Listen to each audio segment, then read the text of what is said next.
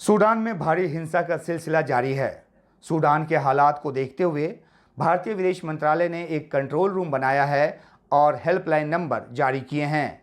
मकसद सूडान में रहने वाले भारतीयों और उनके परिजनों को सूचना और सहायता मुहैया कराना है। सूडान में करीब 3000 भारतीय रहते हैं। हिंसा की जद में आकर एक भारतीय की मौत हो चुकी है। सूडान में भारत का दूतावास पहले ही एक एडवाइजरी जारी कर राजधानी खार्तूम में रहने वाले भारतीयों को घरों से बाहर नहीं निकलने की सलाह दे चुका है। अब थोड़ा नज़र डालते हैं सूडान में लड़ाई की वजह पर। सूडान में सत्ता पर कब्जे को लेकर सूडान की ताकतवर सेना और अर्धसैनिक बल रैपिड सपोर्ट फोर्स यानी कि आरएसएफ के बीच भारी लड़ाई चल रही है। अब तक 100 से ज़्यादा लोगों की मौत हो चुकी है और सैकड़ों घायल हैं। 2011 में सूडान का उत्तरी सूडान और दक्षिणी सूडान के तौर पर बाइफर्केशन हो चुका है। उत्तरी सूडान, जिसे आधिकारिक तौर पर रिपब्लिक ऑफ सूडान कहा जाता है, यहाँ 2019 में करीब 3 दशक से सत्ता में बने रहने वाले राष्ट्रपति ओमर अल बशीर को हटा दिया गया।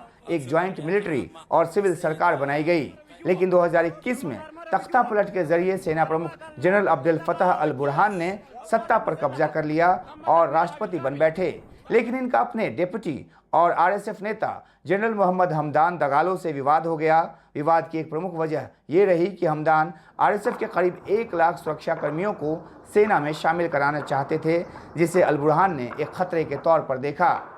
अब हमदान दगालो 2021 के तख्ता पलट को गलती मान रहे हैं और आरएसएफ को जनता के साथ बता रहे हैं, जबकि सेना प्रमुख अल बुरहान जिद दिखा रहे हैं कि वे सिर्फ चुनी हुई सरकार को ही सत्ता सौंपेंगे।